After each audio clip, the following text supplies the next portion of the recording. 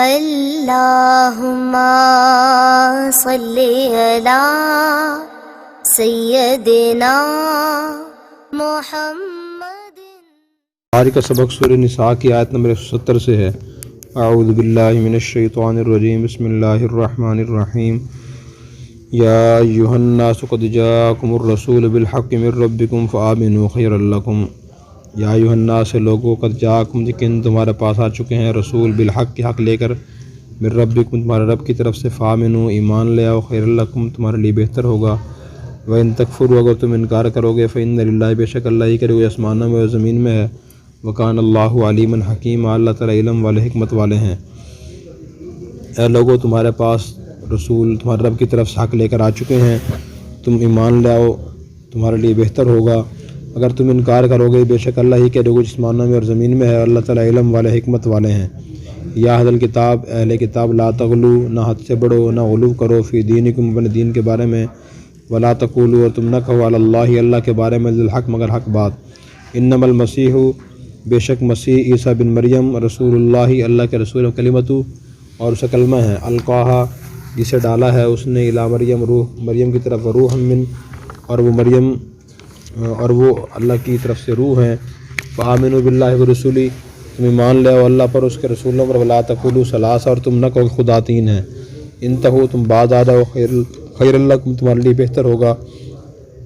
انما اللہ الہ واحد بے شک اللہ ایک ہی ہیں، سبحانہ وہ پاک ہیں، یکون لہ ولد اس بات سے کہ اسے کوئی اولاد ہو یا بیٹا ہو، لہو اسی کا ہے، ما فی السماواتی و ما فی الارض جو کچھ آسمانوں میں اور جو کچھ زمین میں ہے، وکفیٰ باللہ وکیلا اللہ کافی ہیں کام بنانے والے۔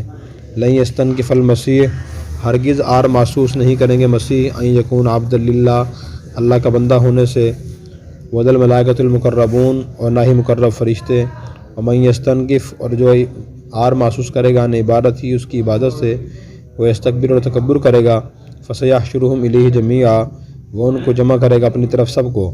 فاما الذین آمنوا وعملوا الصالحات بہرحال جو لوگ ایمان لائے اور انہوں نے نیک اعمال کیے، فیوفیہم اجورہم ان کو پورے دے گا ان کا رب ان کے اجر، ویزیدہم من فضلی ان کو مزید دے گا اپنے فضل سے۔ واما الذین استنکفوا اور جن لوگوں نے آر محسوس کی، واستکبروا اور تکبر کیا، فیعذبہم عذابا علیما اللہ ان کو دردناک عذاب دیں گے۔ ولا یجدون لہم اور وہ نہیں پائیں گے اپنے لیے، من دون اللہ اللہ کے سوا، ولیًا کو حمایتی، ولا نصیرا مدد کرنے والا۔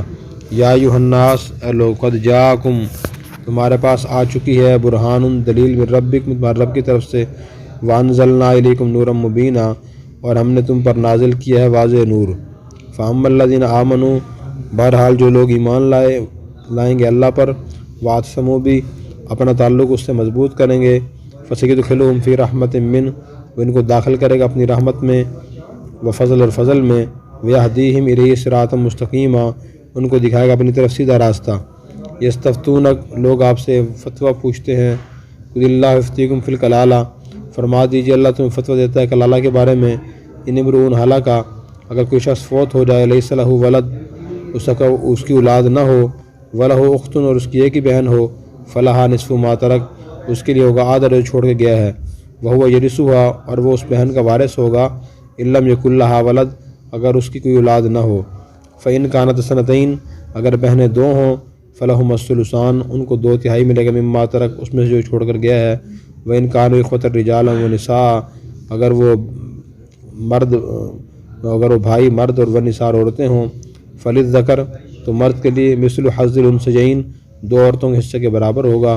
یبین اللہ لکم ان تضلوا اللہ تمہارے سامنے کھول کر بیان فرما رہے ہیں تاکہ تم گمراہ نہ ہو، واللہ بکل شیء علیم اللہ ہر چیز کو جاننے والے ہیں۔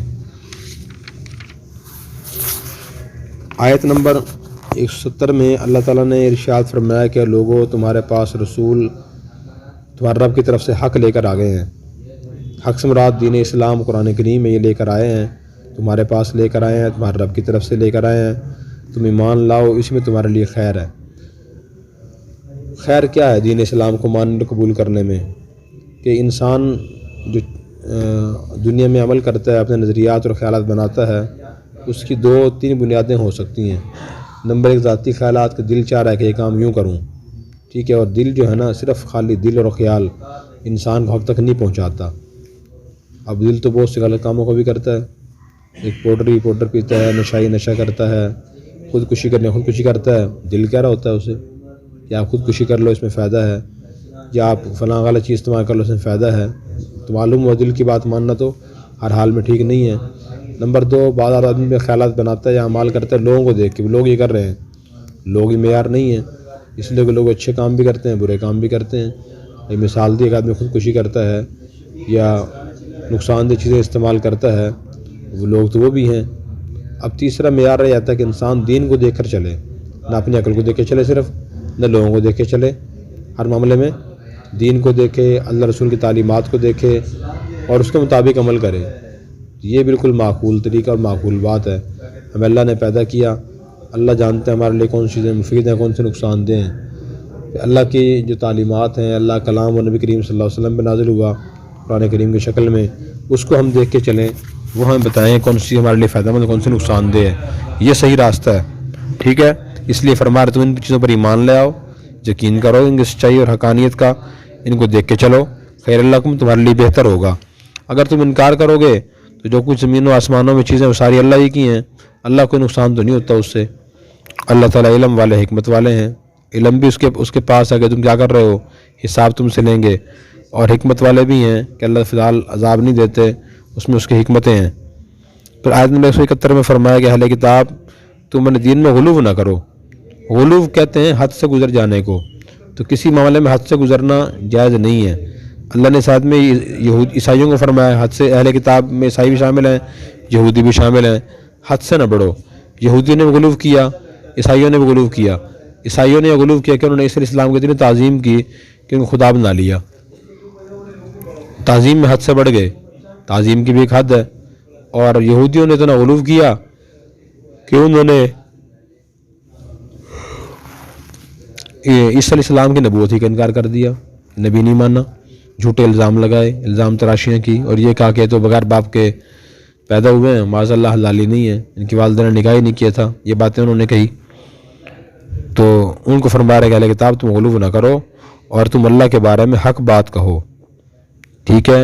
اشارہ عیسائیوں کی طرف ہے، انما المسیح عیسی بن مریم، مسیح جو ہیں وہ عیسیٰ بن مریم ہیں، اللہ کے رسول ہیں، اسے کلمے ہیں۔ اللہ کے رسول اللہ نہیں ہے، اور اسے کلمے ہیں۔ کلمے سے کیا مراد ہے؟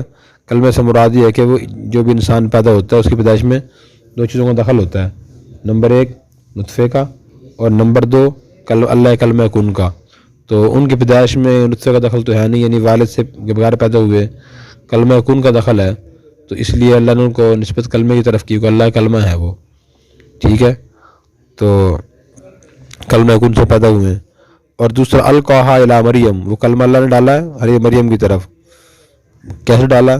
جبرائیل علیہ السلام کو اللہ نے فرمایا کہ جاؤ مریم کے گریبان میں پھونک مارو، انہوں نے پھونک ماری، حمل ٹھہر گیا، حضرت مریم کو عیسی علیہ السلام کا حمل ٹھہر گیا۔ وروح من، اللہ کی طرف سے روح ہے۔ اللہ کی طرف سے روح کا مطلب یہ ہے کہ اللہ نے ہر انسان میں اللہ کے حکم سے روح ڈلتی ہے، تو ان نے بھی اللہ نے اپنی خاص روح ڈالی ہے، لیکن وہ روح وہی ہے جو انسانوں میں ڈلتی ہے، سب انسانوں میں۔ اس کا مطلب یہ نہیں کہ معاذ اللہ کی روح عیسی علیہ السلام کے اندر آ گئی، وہ عیسی علیہ السلام بھی اللہ بن گئے۔ ایسی باتوں سے کلمۃ اللہ اور روح اللہ سے عیسائیوں کو غلط فہمیاں ہوئی ہیں، اور انہوں نے کہا کہ جی معاذ اللہ عیسی علیہ السلام تو اللہ ہیں اور یہ اللہ کے بیٹے ہیں۔ پھر فرمایا فآمنوا باللہ ورسولہ، تم ایمان لاؤ اللہ پر اور اس کے رسولوں پر۔ اچھا، غلو سے ہمیں بھی شریعت نے منع کیا گیا ہے، ٹھیک ہے، کہ ہم غلو نہ کریں۔ مسلمان بھی غلو کرتے ہیں۔ کیسے غلو کرتے ہیں؟ مستحب کو واجب سمجھ لیتے ہیں بعض دفعہ، اور واجب کو فرض سمجھ لیتے ہیں، فرض کفایہ فرض عین سمجھ لیتے ہیں، اور سنت کو واجب سمجھ لیتے ہیں۔ طریقہ درست نہیں ہے۔ تو جس چیز کو شریعت نے جو اتنی اہمیت دی اتنی ہمیں اہمیت دیں۔ ایک چیز کو شریعت نے مستحب قرار دیا ہے، اس کا مطلب یہ ہے کہ موقع ملتا ہے، وقت ملتا ہے، آسانی سے آدمی کر سکتا ہے، وہ کام کر لینا چاہیے۔ اور اگر اس مستحب کام کو کرنے سے کوئی بڑا فتنہ سا پیدا ہونے کا اندیشہ ہو، یا مستحب کام کرنے سے حرام کام چھوٹتا ہو، وقت ایک ہی اس میں مستحب کام کر لیں یا فرض کام کر لیں، پھر کون سا کام کرنا چاہیے؟ فرض کام کرنا چاہیے۔ لیکن بہت سے نوافقیت کی وجہ سے مستحب کو ذرا اہمیت دے کے اسی کو انجام دیتے ہیں، فرض چھوڑ دیتے ہیں۔ تو اس طرح ہمیں غلو نہیں کرنا چاہیے۔ نبی کریم صلی اللہ علیہ وسلم نے بھی صحابہ کرام کو فرمایا تھا کہ تم میرے بارے میں غلوف نہ کرنا، حد سے نہ بڑھنا، جیسے کہ عیسائیوں نے عیسی علیہ السلام کے بارے میں غلوف کیا ہے۔ میں اللہ کا رسول ہوں اور میں اس کا بندہ ہوں، تم مجھے یہ سمجھو بس، میں اللہ کا رسول ہوں، اللہ کا بندہ ہوں، مزید مبالغہ آرائی نہ کرنا اس میں۔ پھر فرمایا کہ ولا تقولوا ثلاثہ، اسی طرح غلوف میں کیا بات داخل ہے؟ غلوف میں یہ بھی داخل ہے کہ کسی چھوٹا سا مسئلہ ہے اس پہ اتنا زور دیں آپ کے فتنے فساد پیدا ہو رہے ہیں، مسائل پیدا ہو رہے ہیں، یہ بھی غلوف میں داخل ہے۔ تو جس چیز کو شیطان نے اتنی اہمیت دی ہے اس کو اتنی ہی اہمیت دیں، اس سے زیادہ اہمیت نہ دیں، یہ غلوف ہے۔ کسی بندے کی تعظیم اور میں اتنا حد سے بڑھ جائے کہ معاذ اللہ اس کو پیغمبر سے ملا دیں، یا پیغمبر سے آگے بڑھائے خدا پیغمبر خدا سے ملا دیں، یہ بھی غلوف ہے، شرعی لحاظ سے ٹھیک نہیں ہے۔ پھر فرمایا کہ تم نہ کہو کہ خدا تین ہے، عیسائی کہتے ہیں خدا تین ہے معاذ اللہ، ایک عیسی علیہ السلام، ان کے فرقے پھر مختلف ہیں بہت سے، ہمارے عثمانوں میں جو فرقے ہیں نا ان کے بہت سے فرقے ہیں، فرقہ ملکانیہ ہے، یعقوبیہ ہے، نستوریہ ہے، یہ ان کے فرقے ہیں بہت سے۔ ایک کہتا ہے کہ عیسی علیہ السلام اللہ ہے معاذ اللہ، دوسرا کہتا ہے کہ نہیں عیسی علیہ السلام اللہ کے بیٹے ہیں، تیسرا کہتا ہے نہیں خدا تین ہے، عیسی علیہ السلام اللہ اور حضرت مریم، ان تین کے مجموعے کا نام اللہ ہے۔ اس طرح فرقے ہیں۔ میں کہ انتہو، تم باز آ جاؤ، تمہارے لیے بہتر ہوگا۔ انما اللہ الہ واحد، اللہ صرف ایک ہی ہے، اور وہ اللہ اولاد سے ہی پاک ہے، جو کوئی آسمانوں و زمین میں ہے سب کچھ اللہ ہی کا ہے، اللہ کافی ہے کام بنانے والا۔ تو جب انسان حد سے بڑھتا ہے، اللہ رسول تعلیمات چھوڑتا ہے اور مبالغہ آرائی کرتا ہے، پھر وہ صحیح راستے سے ہٹ جاتا ہے۔ پھر اس کے بعد آیت نمبر 172 میں یہ فرما رہے ہیں کہ تم تو عیسی علیہ السلام کو اللہ کا بیٹا اور اللہ کہہ رہے ہو۔ عیسی علیہ السلام خود کیا کہتے تھے؟ اللہ کا بندہ، انہوں نے کبھی اس میں عار محسوس نہیں کی۔ جو مقررہ فرشتے ہیں خود کو اللہ کا بندہ کہتے ہیں۔ عیسی علیہ السلام نے کہاں فرمایا؟ سورہ مریم میں، انی عبداللہ آتانی الکتاب وجعلنی نبیہ، میں اللہ کا بندہ ہوں، مجھے اللہ تعالیٰ کتاب دیں گے، مجھے اللہ نبی بنائیں گے۔ جتنے بھی اللہ کے ایک بندے تھے اللہ کا بندہ بن کے رہتے تھے۔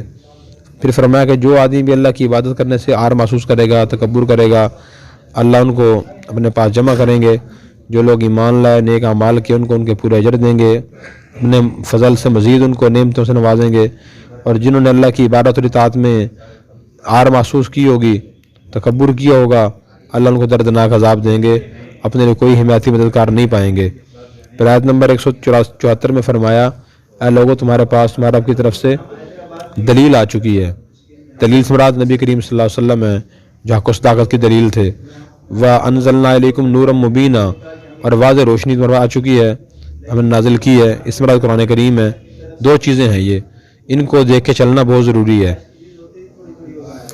تو نبی پاک صلی اللہ علیہ وسلم نے بھی ارشاد فرمایا تھا، ترکت فیکم امرین ان اعتصمتم لن تضلوا بعدی ابدا، میں تمہیں دو چیز چھوڑے جا رہا ہوں، اگر تم ان کو مضبوطی سے پکڑ لو گے کبھی گمراہ نہیں ہوں گے۔ تو کیا چیز تھی وہ؟ میں کتاب اللہ و سنتی، اللہ کی کتاب اور میری سنت، میرا طریقہ، حضور نے فرمایا اس کو دیکھ کے چلو کبھی تم گمراہ نہیں ہوگے۔ تو ہر چیز میں ان کو دیکھو، آپ اللہ کو دیکھو، اللہ کے رسول کو دیکھیں، اللہ کے نبی کی سیرت دیکھیں، اللہ کے نبی کی حدیث دیکھیں، ان کو دیکھ کے چلیں۔ پھر اس کے بعد فرمایا کہ فَأَمَّا الَّذِينَ آمَنُوا، جو لوگ ایمان لائیں گے اللہ پر، اللہ سے تعلق مضبوط کریں گے۔ تعلق مضبوط کیسے ہوگا؟ قرآن کریم پڑھنے سے، سمجھنے سے، عمل کرنے سے، احادیث پڑھنے سے، سمجھنے سے عمل کرنے سے تعلق مضبوط ہوگا۔ تو اللہ ان کو اپنی رحمت میں داخل کریں گے، فضل میں داخل کریں گے، ان کو سیدھا راستہ دکھا دیں گے۔ جو تعلق مضبوط ہوگا، تعلق مضبوط ڈھیلا تعلق ہے، بندہ نام کا مسلمان ہے، کلمہ کا مطلب اسے نہیں آتا، دین کے فرائض سے واقف نہیں ہے، دینی معلومات اس کے پاس نہیں ہے، علم نہیں ہے، باضابطہ حاصل نہیں کیا اس نے، تعلق مضبوط نہیں ہوگا، تو ان کو یہ چیزیں حاصل نہیں ہوگی۔ اللہ اپنی رحمت میں داخل کریں، فضل میں داخل کریں، اسی طرح راستہ دکھائیں۔ پھر اس کے بعد آیت نمبر 176 میں یہ فرمایا کہ لوگ آپ سے پوچھتے ہیں کلالہ کے بارے میں، کلالہ کے کیا وراثت ہے۔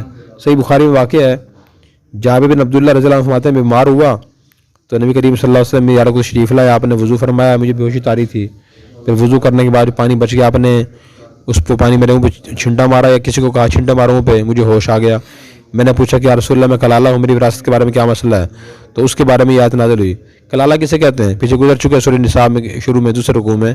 کلالہ کہتے ہیں اس آدمی کو جس کی نہ اصول ہوں نہ فروع ہوں، نہ اس کے ماں باپ زندہ ہوں اور نہ اس کی اولاد کوئی ہو ہی نہ یا زندہ نہ ہو، تو ایسا آدمی کہتے ہیں کلالہ۔